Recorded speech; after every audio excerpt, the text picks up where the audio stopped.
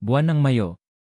Sa kalendaryo ng mga Pilipino, ito ang simula ng tag-init, ng pista, at ng mga kwentuhang lumalampas sa hating gabi. Pero sa isang baryo sa paanan ng bundok Sanglay sa Visayas, ang Mayo 1 ay hindi simpleng paggunita lamang sa araw ng mga manggagawa. Ito rin ang araw ng panata, ng pangamba, at ng mahigpit na paalala, huwag kayong akyat ng bundok sa Mayo 1. Ang baryong ito ay hindi matatagpuan sa mga sikat na mapa. Tila ba sinadya ng kapalarang ilayo ito sa mundo ng syudad? Napapalibutan ng sagingan, nyugan, at mga punong matanda pa raw kaysa sa pinakamatandang residente roon. Sa kabila ng katahimikan ng lugar, may isang bagay na palaging pinapangambahan, ang bundok na bantog sa mga aswang. Anak, huwag mong subukang umakyat sa bundok sa unang araw ng Mayo. May mga nilalang na hindi mo kayang labanan, wika ni Aling Maria habang tinatahi ang sirang lambanog ng asawa. Paulit-ulit niyang sinasambit ito sa kanyang apo, si Elmer, na makulit at mahilig mag-akyat bundok kasama ang kanyang barkada.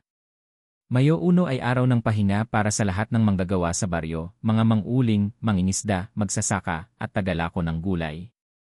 Walang trabaho. Walang lakad. Lahat ay nasa bahay. Isinasara ang mga bintana pagsapit ng alas 6 ng gabi. Tila ba may sinusundang utos na hindi kailanman isinulat, pero isinapuso na ng buong pamayanan. Subalit tulad ng kahit anong paalala, laging may hindi sumusunod. Sina Elmer, Jeric, Paolo, Maya, Krista, at Nomer ay magkakabarkadang lumaki sa baryo. 4 sa kanila ay mga anak ng magsasaka, at 2 ay anak ng dating guro. Mahilig silang mag-camping, mag-videoke, at tumambay sa may ilog tuwing Sabado ng gabi. Isang linggo bago ang Mayo 1, napagdesisyonan nilang gawing espesyal ang araw. Bakit hindi tayo mag-hiking sa bundok sa Mayo 1? Ano ka, sira? Aswang daw nandoon, sigaw ni Krista. Chismis lang yon. Kung totoo yan, dapat may nawala na sa mga turista o sa mga taga-ibang baryo, sagot ni Elmer habang kumakain ng inihaw na saging. Hindi ito unang beses na may nagbalak umakyat ng bundok sa araw na yon. 2 taon na ang nakalipas, may 3 kabataang lalaki na sinubukang maghiking noong Mayo 1. Hanggang ngayon, hindi pa rin sila natatagpuan. Sabi ng iba, baka sumali sa mga rebelde. Pero sa baryo, alam ng lahat ang totoo, sila'y kinuha ng mga nilalang sa bundok. Kung gusto niyong umakyat, gawin niyo sa ibang araw, giit ni Mang Ruben, ama ni Jeric, habang nagsisibak ng kahoy. Pero kung ipipilit nyo, huwag na kayong umasa na babalik pa kayo. Sa kabila ng lahat ng babala, tila lalong na-excite ang grupo. Para sa kanila, ito'y isang challenge. Isang paraan para patunayan na hindi sila natatakot. At higit sa lahat, para makakuha ng content para sa kanilang bagong YouTube channel na Baryo Explorers. Mayo 1. Maaga silang nagkita sa lumang waiting shed sa gilid ng palayan. May dalang backpack, tent, flashlight, diletang pagkain, at isang GoPro. Ang araw ay mataas na sa kalangitan, at ang hangin ay may dalang kakaibang lamig kahit tirik na tirik ang araw. Habang umaakyat sila, naramdaman nila ang biglang katahimikan. Wala ni isang ibon. Wala ni isang kuliglig. Pati ang mga puno ay tila nakikinig sa bawat yapak nila. Tahimik, no, bulong ni Maya. Baka normal lang. Sa taas kasi tayo, di ba? Sagot ni Paolo, pero bakas ang kaba sa kanyang mukha. Pagdating nila sa gitna ng bundok, nakahanap sila ng malawak na patag, perpekto para sa pagsiset up ng camp. Dito na sila nagdesisyong magpalipas ng gabi. Masaya ang grupo habang nagluluto ng noodles at nagkukwentuhan tungkol sa mga multo, kulam, at syempre, aswang. Paano kung totoo ngang may aswang? Tanong ni Krista habang nakatingin sa paligid. Di mas exciting, sagot ni Nomer sabay tawa. Ngunit hindi na siya natawa nang biglang tumahol ang aso ni Jeric, isang asong itim na tila may nakikitang hindi nila nakikita. Tumayo ito at tumingala sa itaas ng puno. Walang ihip ng hangin. Walang galaw ng dahon. Pero ang kutob ng bawat isa ay nagsasabing may nakamasid sa kanila. Pagpatak ng alas 6, nagkusa si Elmer na patayin ang ilaw sa kanilang tent upang tipid baterya. Nagsimula na ring bumaba ang hamog. Ang paligid ay tila tinakpan ng usok. Ang bawat tunog ay mas tumitining. Kahit ang lagaslas ng dahon ay parang may kahulugan. Walang may gustong magsalita. Lahat ay tila naghintay sa kung anong hindi nila maintindihan. At doon nila naranasan ang unang sulyap ng kakaiba. Sa di kalayuan, sa likod ng punong kahoy, may aninong dumaan.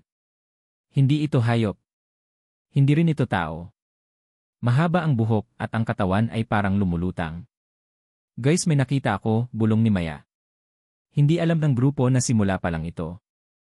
Sa araw na dapat sanay para sa pahinga ng manggagawa, ay naging araw ng paglalakbay sa pagitan ng katotohanan at kababalaghan. Hindi man lantaran ang pag-amin ng bawat isa sa grupo, alam nilang lahat may mali. Simula pa lang ng kanilang pag-akyat, tila ba sinasadyang bigyan sila ng babala ng kalikasan, katahimikan, malamig na hangin, at ang kakaibang pakiramdam na may sumusunod sa kanila. Ngunit sa halip na umatras, lalo lamang nilang pinatunayan sa isa't isa na hindi sila basta-basta natatakot. Ang liwanag ng buwan ang tanging ilaw nila pagsapit ng gabi. Wala sa kanila ang may dalang signal o kahit anong paraan ng komunikasyon sa labas. Isang gabi lang naman ito, sabi ni Elmer habang inaayos ang apoy sa gitna ng kampo. Bukas ng umaga, bababa na tayo at may viral video pa tayo. Pero ang kasiyahan ay unti-unting natunaw nang mapansing wala na si Nomer. Ano? Kanina lang nandun siya sa gilid ng tent. Dalang-dala pa niya yung tubig, sigaw ni Paolo habang umiikot sa paligid ng kampo. Tinawag nila ng paulit-ulit ang pangalan ni Nomer. Nomer! Pre, kung nagbibiro ka, hindi ito nakakatawa. Ngunit walang sumagot. Tanging kaluskos ng mga tuyong dahon at ihip ng malamig na hangin ang kanilang naririnig. Nagsimula silang maghanap. Bitbit ang mga flashlight at pocket knife, pumasok sila sa madamong bahagi ng kagubatan sa paligid ng kampo. Sa bawat hakbang nila, para silang pinagmamasdan ng mga mata mula sa dilim. Baka nadulas lang, sabay lingon ni Jeric sa bandang kanan. Pero biglang napahinto si Krista. Sandali, ano yon? Tinuro niya ang isang punong matanda, halos mabali na ang katawan pero may nakakapit dito, isang punit na bahagi ng t-shirt ni Nomer. Basang-basa ito at may mansa ng dugo. Maya-maya pa'y nakarinig sila ng impit na ungol. Hindi sigaw, hindi panaghoy, parang tunog ng hayop na nahihirapan. Sa likod ng mga kakahuyan, nakita nila ang isang figura, nakaluhod, at gumagalaw sa paraang hindi normal para sa isang tao. Si Jeric ang unang lumapit. Nomer, ikaw ba yan? Ngunit sa paglapit nila, isang malakas na tunog ang bumungad sa kanila, skara-aak. Napaatras ang grupo. Sa harap nila, nakita nila ang isang anyong tao, ngunit ang leeg ay sobrang haba, ang mata ay puti, at ang mga kukoy singhaba ng kutsilyo. Walang ibang nakaisip ng kahit anong gawin kundi tumakbo. Balik sila sa kampo, iniwan ang anumang gamit na nahulog. Ang mga damo sa paligid ay tila gumagalaw. Sa bawat paglingon may aninong sumusunod. Nang marating nila ang kampo, nagdesisyon silang isara ang lahat ng bukasan ng tent at magsiksikan sa gitna, parang mga batang takot sa dilim. Wala ni isa ang nagsalita. Kahit si Elmer, na palaging leader ng grupo, ay tahimik lamang.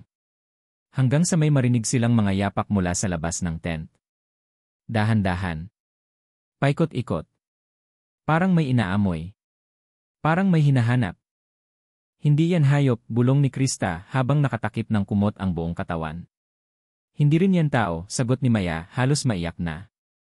Sumilip si Paolo mula sa maliit na awang ng tent. Ngunit halos mapasigaw siya sa nakita, isang nilalang na may napakahabang liig, walang mata, at parang lumulutang ang katawan habang gumagalaw. Hindi ito naglalakad. Para itong dumudulas sa ere. Mabilis na tinakpan ni Paolo ang awang at tinakpan ang bibig ni Krista na napapaungol na sa takot. Ilang minuto pa ang lumipas. Wala na silang narinig. Tila nawala rin ang hangin sa paligid. Sana panaginip lang to, bulong ni Jeric.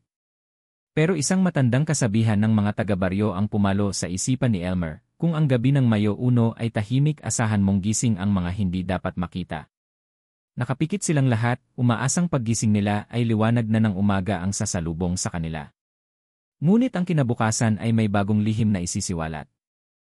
At ang bundok, bagaman tahimik, ay tila ba may sariling batas, ang sinumang umakyat sa araw na bawal ay hindi laging makakababa. Ang katahimikan ay tila naging kulungan. Hindi makagalaw ang grupo. Nasa loob sila ng tent, siksikan, nakayakap sa isa't isa. Lahat ay gising. Lahat ay takot. Hindi dahil sa dilim, kundi dahil alam nilang may ibang nilalang sa labas, mga aninong hindi tao, mga presensyang hindi mo dapat maramdaman sa mundong ibabaw. Hindi na bumalik si Nomer. Hanggang sa mga oras na yon, wala pa ring bakas kung nasaan siya. Ang tanging naiwan ay ang kanyang dugoang punit na shirt. Hindi na nila muling tinangkap ang hanapin siya dahil sa takot at sa pangambang baka makuha rin sila. Hindi alam ng grupo kung anong oras na. Wala silang relo at ang cellphone ay wala ng baterya.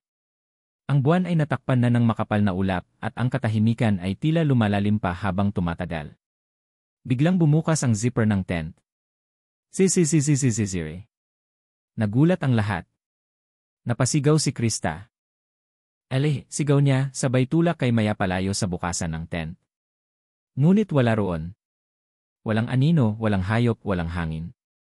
Bukas lang ang tent, parang inihip ng hangin o may dumaan. Si Nomer kaya yon? Tanong ni Jeric, nanginginig ang boses. Ngunit hindi sumagot si Elmer. Nakatingin lang siya sa itaas, sa loob ng tent. Dahan-dahan niyang itinuro ang telang bubong. May mukha, bulong niya. Lahat sila'y napatingala. At sa loob ng ilang segundo, nakita nila ang hugis ng mukha sa labas ng tent, walang mata, walang ilong, tanging bibig lamang. Isang ngisi, mahabang bunganga, at tila sinusundan ang galaw nila sa loob. Ilaw! Ilaaw, sigaw ni Paolo, sabay sindi ng flashlight. Nang matamaan ng ilaw ang bahagi ng tent na yon, nawala ang mukha. Ngunit ang takot ay nanatili. Lumipas ang ilang minuto. Ngunit ang tensyon ay parang hindi nauubos. Nagsimulang umambon, malamig, at parabang ang ulan ay may dalang sakit sa balat. Hindi ito karaniwang ulan. Parang may halong asin. Parang dugo. Habang bumubuhos ang ulan, narinig nila ang mga yapak ng maraming paa, hindi isa, hindi dalawa, marami. Tumigil ito sa paligid ng kampo. Hindi sila gumagalaw. Nanginginig. Takot na takot. At doon nila nakita ang mga anino, mga nilalang na wala ni isang detalye sa mukha. Puro itim. Parang usok na may anyo ng tao. Ngunit iba ang mga ito.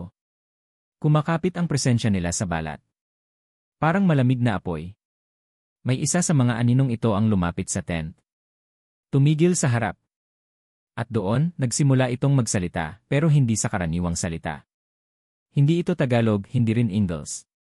Isa itong bulong, isang tunog na tumutunog mismo sa isipan ng bawat isa sa loob ng tent. Ang sumira sa araw ng patay ay isusumpa ng buhay. Napahagulgol si Maya. Uwi na ako, ayoko na. Niyakap siya ni Krista, ngunit pati ang kanyang yakap ay nanginginig. Anong gusto nila? Sigaw ni Jeric. Si Elmer, bagamat takot, ay tila napaisip.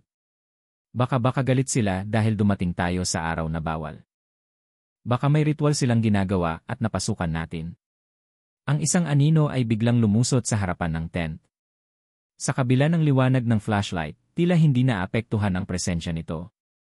Lumingon ito kay Paolo sa kadahan-dahang yumuko. At sa harap nila, ang anino ay unti-unting nagbago ng anyo. Mula sa pagiging usok na hugis tao, unti-unti itong naging si Nomer. Nomer.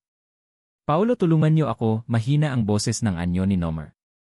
Ngunit bago pa man makalapit si Paolo, hinila ito ni Jeric. Hindi siya si Nomer. At tama nga siya. Ang nilalang ay mumiti, at mula sa likod ng mukha ni Nomer ay lumabas ang mahabang dila at sumigaw ng Is-Raak. Napaatras silang lahat. Muling naglaho ang anino. Sa isang iglap, naglaho rin ang iba pa nitong kasamahan. Tanging ang ulan ang natira, at ang lupang basa na tila humihigop sa takot nila. Sa huling sandali ng gabi, ang lahat ay nanatiling gising. Walang nagsalita. Walang gumalaw. Parang kinulong ng sarili nilang katapangan. Napagtanto nilang hindi lahat ng kababalaghan ay kathang-isip. Ang bundok ay may sariling espiritu, sariling batas, at sariling mga nilalang na hindi basta-basta pinapatawad ang mga sumuway. Nang dumating ang liwanag ng madaling araw, tumigil ang ulan. Ngunit isang bagong pagsubok ang sasalubong sa kanila, nawawala na ang daan pabalik. Pagsapit ng umaga, lumabas ang araw ngunit hindi nila naramdaman ang ginhawa. Sa halip na liwanag na nagbibigay pag-asa, ang sinag ng araw ay tila naglalantad ng mas malaking bangungot. Pagbukas ng tent, nakita nila ang paligid, hindi na iyon ang pamilyar na daan paakyat ng bundok. Ang mga punong nakita nila kahapon ay wala na. Ang mga bato ay nasa ibang lugar. At ang trail na tinahak nila paakyat, naglaho. Ano to? Tanong ni Jeric habang umiikot, pilit hinahanap ang tamang direksyon. Hindi ganito to kagabi. Ito yung lugar pero parang ibang mundo na. Si Elmer, na palaging maaasahan at kalmado, ay tahimik lamang. Pilit niyang iniisip kung anong posibleng paliwanag dito. Ngunit sa loob-loob niya, isa lang ang malinaw, hindi ito ordinaryong pagkakaligaw. Nagdesisyon silang buwagin ang kampo at maglakad pa ibaba, gamit ang posisyon ng araw bilang giya. Sa paglalakad nila, napansin nilang umiikot lang sila sa isang lugar. Kahit anong liko, kahit anong ikot, bumabalik sila sa isang puno na may nakasabit na pulang panyo. Hindi ba ito yung panyo ni Nomer? Tanong ni Maya, nanginginig ang kamay. Impossible. Iniwan natin to doon sa kabilang banda, sagot ni Paolo. Lumakas ang kabob ng dibdib nila. Parang niloloko sila ng lugar. Hindi nila maramdaman kung umuusad ba sila o paikot lang. Habang lumilipas ang mga oras, isa-isang nagsimulang manlumo ang grupo.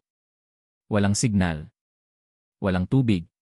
Ubos na pagkain natin, sabi ni Krista habang hawak ang bag at. Parang hindi tayo sinusundan ng araw. Napatigil si Elmer. Tumingala siya. Totoo nga. Ang araw ay tila hindi gumagalaw sa kalangitan. Hindi lumilipat ang liwanag. Para bang nakalok ang buong kapaligiran sa isang oras. At sa puntong iyon, nagsimula ang panibagong pagkawala. Naunang nawala si Jeric. Tumigil lang siya saglit sa tabi ng batis para uminom. Nang lingunin nila, wala na ito. Hinanap nila sa paligid. Tinawag. Umikot. Ngunit ang tanging nakita nila ay mga bakas ng paa papunta sa ilog at mga bakas ng kamay paakyat sa puno. Sunod ay si Maya. Sa gitna ng paglalakad, napalingon siya sa isang batong hugis tao. Parang si Nomer, bulong niya. Lumapit siya kahit pigil na pigil siya ni Krista. Ngunit sa isang iglap, naglaho si Maya kasabay ng hangin. Naiwan ang kanyang tsinelas at ang kanyang singsing sa gitna ng damuhan. Dalawa na lang ang natira, Elmer at Krista. Umiiyak na si Krista. Ayoko na. Bakit tayo pumasok dito? Bakit? Kalma lang, sagot ni Elmer habang niyayakap siya. Makakahanap tayo ng daan. Di tayo pwedeng sumuko ngayon. Ngunit kahit si Elmer ay unti-unti nang kinakain ng takot. Hindi na niya alam kung totoo pa ang mundo sa paligid niya. Ang mga puno ay parang gumagalaw. Ang mga anino sa lupa ay hindi tumutugma sa kanilang katawan. Ang ihip ng hangin ay may kasamang bulong, tila tinatawag sila. Krista. Elmer, tumakbo tayo, sabi ni Krista. Hindi na sila nagdalawang isip. Patakbo silang umalis mula sa lugar kung saan nawala si Maya. Sa kanilang pagtakbo, napadpad sila sa isang clearing, isang bilog na espasyo sa gitna ng kagubatan na napapalibutan ng matataas na damo. Sa gitna ay may isang lumang bato, hugis altar, at nakaukit dito ang salitang alay. Hindi ito normal, bulong ni Elmer. Para itong pinanggagalingan ng lahat ng sumpa sa bundok na to, biglang lumitaw sa paligid ang mga aninong walang mukha. 1, 2, 3 hanggang sa hindi na nila mabilang. Lumalapit dahan-dahan. Hindi nagmamadali. Para bang alam nilang wala ng takas ang dalawa. Tumakbo ka na, Krista. Umalis ka dito, sigaw ni Elmer. Hindi kita iiwan, sigaw ni Krista. Ngunit lumapit si Elmer sa altar. Tumingin siya sa paligid. Tumitig sa mga anino. At napagtanto niya ang isa, baka kailangan ng alay para matigil ito. Baka kailangan ng kapalit para makalabas. Kung ako ang gusto ninyo, ako na lang. Biglang huminto ang mga anino. Tumigil. Tumingin sa kanya, walang mukha, pero para bang nakatuon ang lahat ng atensyon sa kanya. Isang anino ang humakbang. Lumapit kay Elmer. Nilapitan siya at saka dahan-dahang lumusot sa kanyang katawan. Napasigaw siya sa sakit, ngunit hindi siya gumalaw. At sa huling sandali bago siya mawalan ng malay, narinig niya ang isang bulong, ang utang ay bayad. Ang pinto ay bukas. Nang imulat ni Krista ang kanyang mga mata, wala na ang mga anino. Wala na rin si Elmer. Ngunit ang paligid ay maliwanag na. Ang mga puno ay nasa tamang lugar. At sa di kalayuan, nakita niya ang trail pabalik sa paanan ng bundok. Ang sikat ng araw ay tila muling naging totoo. Ramdam ni Krista ang mainit na liwanag sa kanyang balat, isang pakiramdam na matagal na niyang hindi naramdaman sa mga nakaraang araw. Ngunit kahit anong aliwalas ng paligid, hindi maikakaila ang bigat sa kanyang dibdib. Si Elmer ay nawala na. Si Maya, Jeric, Nomer, lahat sila ay hindi na niya kasama. Siya na lang mag-isa. Hindi niya alam kung paanong naging posible na makita niyang muli ang daan. Ngunit sigurado siya sa isa, may sakripisyong nangyari. Bawat hakbang niya pababa sa bundok ay may kasamang alaala ng mga kaibigan niyang nawala. Lumingon siya, ngunit wala na ang clearing. Parang hindi ito kailanman umiral. Sa bawat metro ng pagbaba, nararamdaman niyang tila binubuksan ang isang pinto ng katotohanan sa kanyang isipan. May mga imahe siyang naalala na hindi naman niya nakita, mga ritual ng mga nilalang sa gubat, mga aswang na nag-aalay ng buhay tuwing Mayo 1, mga sigaw ng kaluluwang isinumpa. Sa kalagitnaan ng daan, napansin niyang iba na ang pakiramdam ng katawan niya. May init sa kanyang batok at tila may mga aninong sumusunod sa kanyang likuran. Minsan, nadadapa siya, hindi dahil sa bato o ugat, kundi dahil parang may humahatak sa kanyang paa. Nang marating niya ang paanan ng bundok, naroon ang isang matandang babae, nakasuot ng lumang saya, at may hawak na tungkod na gawa sa kawayan. Hindi niya ito nakita noong paakyat sila. At higit sa lahat, para bang hinihintay talaga siya nito. Tapos na ang sirkulo, bulong ng matanda. Isa kang natirang saksi. Hindi ka dapat lumingon pabalik. Ano po nang ibig niyong sabihin? Tanong ni Krista, halos hindi makapaniwala. Ang bundok na yan ay hindi dapat nilalapastangan. Hindi ito para sa mga hindi pa handa. Tuwing Mayo 1, ang mga espiritu ng lumang lahi ay gising, at ang mga aswang, silang tagapagbantay, ay naniningil ng utang ng tao sa kalikasan. Naniga si Krista. Pero bakit ako pinayagan makaalis? Dahil may isa sa inyo ang nagsakripisyo. Nag-alay. Kaya't ikaw ay binigyan ng daan palabas. Humakbang ang matanda, inilapit ang mukha kay Krista. Pero ang daan ay hindi palaging diretsyo. Tandaan mo, bata, ang nakakita sa dilim ng bundok, hindi na muling makakaramdam ng liwanag sa paraang dati. Pagka-uwi ni Krista sa kanilang bayan, tila normal ang lahat. Nandoon ang mga tao, ang kalsada, ang ingay ng palengke. Ngunit pagdating niya sa kanilang bahay, sinalubong siya ng kanyang ina na umiiyak. Nasaan ang mga kasama mo? Sigaw nito. Nasaan sila? Hindi niya masagot. Pinilit niyang ipaliwanag pero ang kanyang kwento ay tila hindi kapanipaniwala. Ang mga pulis, ang barangay, lahat sila'y nagsagawa ng paghahanap. Ngunit nang bumalik sila sa bundok, wala silang nakita. Wala ang tent, wala ang campsite, at higit sa lahat, wala ang trail paakyat. Muling naglakad si Krista sa gilid ng kalsada ng isang araw at doon niya nakita ang matanda. Ngunit sa pagkakataong iyon, hindi siya kita ng iba. Tanging si Krista lamang ang nakakakilala sa kanya. Tumingin ito sa kanya at mumiti. Ang sirkulo ay nagsimula na muli, sabi nito, sa kanaglaho sa anino ng puno. Lumipas ang mga linggo, ngunit hindi siya matahimik. Sa kanyang panaginip, palagi niyang naririnig ang boses ni Elmer, mahina, kalmado, binuksan natin ang pintong hindi dapat binuksan. Ngayon, isa kang bantay. Isang araw, habang nag-aayos ng kanyang gamit, napansin ni Krista ang isang sugat sa kanyang likod. Hindi niya alam kung kailan ito nagkaroon. Ngunit sa pagtingin niya sa salamin, nakita niya ang marka, isang hugis mata, nakapikit, at tila inukit sa kanyang balat. Doon niya napagtanto na kahit siya ay nakabalik sa mundo ng mga tao, dala-dala niya ang sumpa ng bundok. At darating ang panahong hahanapin siya ng kabubatan bilang kabayaran. Lumipas ang ilang buwan mula nang makabalik si Krista mula sa kabubatan.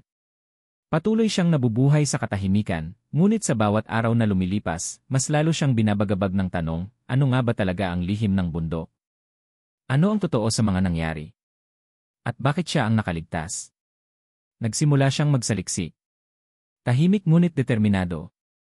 Hindi siya makatulog sa gabi. Sa tuwing ipipikit niya ang kanyang mga mata, naririnig pa rin niya ang mga sigaw ng kanyang mga kasama.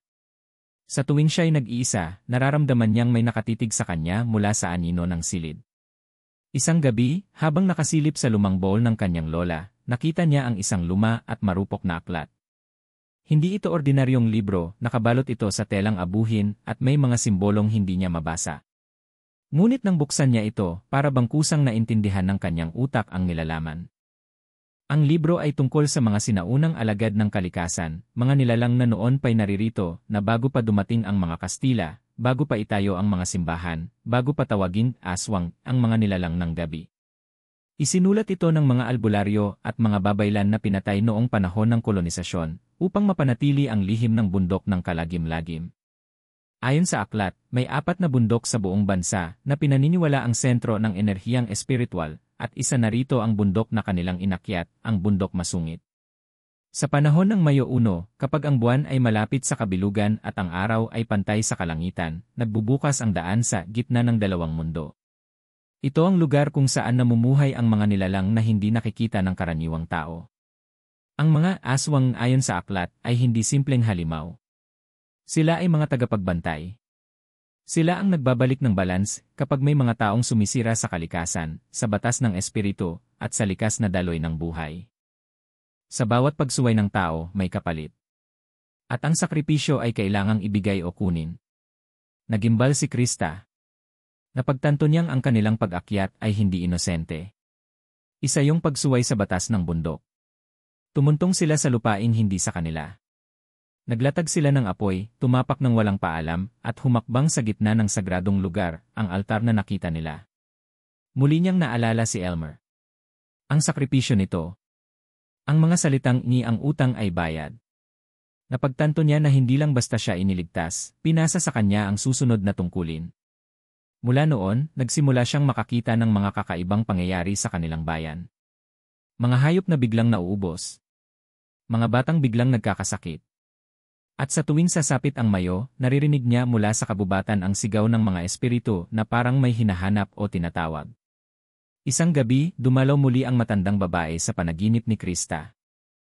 Ngunit sa pagkakataong ito, hindi na ito nakasuot ng lumang saya, nakaitim na tela na tila gawa sa usok. Alam mo na ang katotohanan. Hindi ka na maari pang lumayo.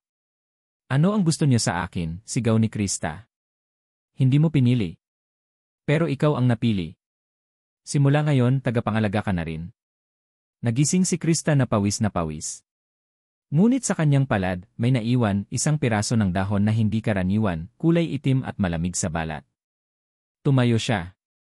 Humarap sa salamin. At doon niya nakita, ang marka sa kanyang likod ay nakadilat na. Simula noon, nagbago na ang lahat. May mga bisita siyang dumarating sa bahay tuwing gabi, mga estranghero na may daladalang sakit, takot o sumpa. Sa kabila ng kanyang takot, tinutulungan niya ang mga ito gamit ang mga natutunan sa libro. Dahan-dahan, nagiging albularyo siya. Ngunit hindi tulad ng ordinaryo, isa siyang tagapamagitan sa mundong ito at ng mga nilalang sa likod ng dilim. At habang papalapit muli ang Mayo 1, nararamdaman niyang may paparating. Hindi na siya ang hinahabol ngayon, siya na ang nilalapitan. Muling lumapit ang Mayo 1. Habang ang karamihan ay nagdiriwang ng araw ng paggawa, si Krista ay abala sa paghahanda. Hindi para magpahinga o magsaya, kundi para muling harapin ang bundok na minsang kumuha sa kanyang mga kaibigan at nagbigay sa kanya ng sumpang hindi niya hiniling. Hindi na siya ang dating Krista. Sa loob ng 1 taon, natutunan niyang pakiramdaman ang paligid, kausapin ang mga di nakikitang nilalang, at gamutin ang mga sugat na hindi kayang gamutin ng ordinaryong medisina. Ngunit kahit pasanay na siyang makakita ng kababalaghan, may bahagi pa rin ng kanyang puso ang nababalot ng pangamba. Kasama niya ngayon si Mang Alit, isang matandang albularyo mula sa kabilang bayan, na siya ring nagkumpirma ng kanyang bagong kakayahan. Krista, ani Mang Alit, ang sagradong bundok ay hindi basta napupuntahan. Dapat ay tinatawag ka. At ngayong gabi, nararamdaman ko, tinatawag ka nito muli. Dala ang ilang gamit, isang mutya na galing sa balete, isang bote ng langis ng nyog na may bulaklak ng ilang-ilang, at isang tandang na puti, muli silang tumungo sa paanan ng bundok. Ngunit ngayon, hindi ito mukhang ordinaryong kagubatan. Ang paligid ay tahimik, tila walang kahit isang ibong humuni. Maging ang hangin ay mabigat, parang may bumubulong sa bawat pag-ihip. Walang atrasan nito, iha, sabi ni Mang Alit. Kung tayo ay papayagan pumasok, tayo ay makakaakyat. Pero kung hindi, baka doon na tayo mapako. Sa unang hakbang nila sa lupa ng bundok, umalog ang mga puno. Bumukas ang lupa ng kaunti, saka muling nagsara. Tanda na sila'y pinayagan. At ganoon nga, ang dating di makita na trail ay unti-unting lumitaw sa harap nila, parang tinatahi ng mga anino. Habang paakyat, nakikita nila ang mga alaala ng nakaraan, ang mga yapak ng kanyang mga kaibigan, ang sirasirang tent, at ang altar ng mga aswang. Ngunit sa halip na takot, naramdaman ni Krista ang pag-unawa. Hindi kayo nawala ng walang saysay, bulong niya sa hangin. Nandito ako para tapusin ang nasimulan. Nang marating nila ang clearing, wala na ang altar. Ngunit naroon ang isang malaking puno ng balete, at sa paanan nito ay may hukay na tila bagong bungkal. Doon, pinatayo ni Mang Alit si Krista sa gitna ng bilog na batong puti. Nagsimula ka bilang isang inosente. Ngayon, ikaw ay ganap ng tagapangalaga. Ang tanong, tatanggapin mo ba ang tungkulin? Tanong ni Mang Alit. Sumagot si Krista ng buong tapang. Hindi dahil gusto ko, kundi dahil may pananagutan akong tinanggap para sa mga nawala at para sa mga susunod. Sa oras ding iyon, bumukas ang langit. Kumulog. Kumidlat. Ang lupa ay nag-init at ang hangin ay pumait. Mula sa puno ng balete, bumaba ang isang nilalang na nababalot ng itim na usok. Mata nito'y pula, ngunit hindi galit, kundi puno ng lungkot. Ang nilalang ay lumapit kay Krista at itinuro ang kanyang puso. Ang apoy ng tagapangalaga ay nasa iyo na. Ngunit sa bawat taong lilipas, kailangang may magpanibago. Huwag mong hayaang mabulok ang sagradong lupa sa kamay ng kasakiman. Itinaas ni Krista ang kanyang mutya at iniukit ito sa lupa. Sumiklab ang apoy na asul. Mula rito, naramdaman nilang umahon ang espiritu ng kagubatan, sumanib sa katawan ni Krista, at kasabay ng isang malakas na sigaw, nagsara ang daan sa ilalim ng puno. Tumigil ang ulan. Tumahimik ang paligid. Si Mang Alit ay lumuhod at bumigkas ng dasal. Si Krista naman ay nanatiling nakatayo, matahimik ngunit malalim ang iniisip. Sa kanyang isipan, narinig niya ang boses ni Elmer, "Krista, salamat. Ngayon, ligtas na ang susunod." Nang bumaba sila ng bundok kinabukasan, ang paligid ay tila normal muli. Ngunit sa puso ni Krista, alam niyang hindi pa tapos ang lahat. Ang kapayapaan ay pansamantala lamang. At darating muli ang panahon na kakailanganin siyang bumalik. Lumipas ang mga taon mula nang muling akyatin ni Krista ang bundok. Sa labas, namuhay siya ng tahimik, isang simpleng manggagamot sa baryo, tahimik at mapagkumbaba. Ngunit sa gabi, sa bawat mayouno, nagiging tagapangalaga siya ng hangganan sa pagitan ng mundo ng tao at ng mga nilalang ng dilim. Hindi na muling bumalik si Mang Alit, ngunit sa kanyang mga panaginip, minsan ay ipinapakita sa kanya ang mga bundok sa ibang bahagi ng bansa. Mula sa Ene, Banahaw hanggang sa Ene, Kanlaon, may mga sagradong lugar na tila gising muli. Ang mga daan ng espiritu ay muling bumubukas. At sa bawat pagbubukas, may bagong pagsubok. May bagong kaluluwang tatawagin. Noong unang taon, si Krista lamang ang bumibisita sa bundok tuwing mayouno. Nagdadala siya ng alay, kaning malagkit, puting itlog, at langis ng nyog na may bulaklak.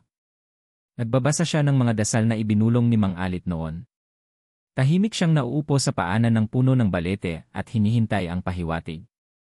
Ngunit pagdating ng 3 taon, isang kabataang lalaki ang lumapit sa kanya. "Aling Krista, Anya, may panaginip po ako kagabi.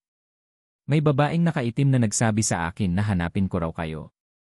At dinala ako ng mga paa ko dito sa bundok." Doon napagtanto ni Krista na hindi siya ang huling tagapangalaga. Ang apoy ay ipinapasa at ang siklo ay muling ulit. Mayouno ay hindi lamang araw ng paggawa, kundi araw ng pagtawag. Sa mga hindi nakakaalam, ito'y ordinaryong petsa. Ngunit sa mga pinili, ito ay simula ng panibagong paglalakbay. Habang dumarami ang mga taong lumalapit sa kanya upang humingi ng tulong, nagsimula siyang magturo. Ibinahagi niya ang kaalaman tungkol sa halamang gamot, mga dasal ng babaylan, at ang respeto sa kalikasan. Hindi lahat ay naniniwala, pero ang mga nakakaalam ng totoo ay nananatiling tahimik. Dahil alam nila, sa likod ng bawat puno at anino, may mga matang nagbabantay. Tuwing mayouno, sa oras ng kabilugan ng buwan, isang sigaw ang maririnig mula sa itaas ng bundok, hindi ng takot, kundi ng pagtanggap. Isang panata na nagpapatuloy mula pa sa sinaunang panahon, sa dilim ng gabi, sa liwanag ng buwan, kami ang tagapangalaga. Hindi para sa sarili, kundi para sa lahat ng nilalang, buhay man o hindi. Sa huling pahina ng lumang aklat na iniingatan ni Krista, may nakasulat sa wikang lumang baybayin, na isinalin niya, ang tunay na laban ay hindi sa pagpatay sa halimaw, kundi sa pag-unawa kung bakit sila umiiral. At doon niya napagtanto, hindi siya iniligtas ng mga aswang upang mabuhay, kundi upang maging tulay. Ang sagradong bundok ay hindi dapat katakutan, kundi igalang. At ang kwento ng mayouno ay hindi pa tapos dahil habang umiikot ang mundo, patuloy ang siklo. Ang tanong na lang, sino ang susunod? A. Isa.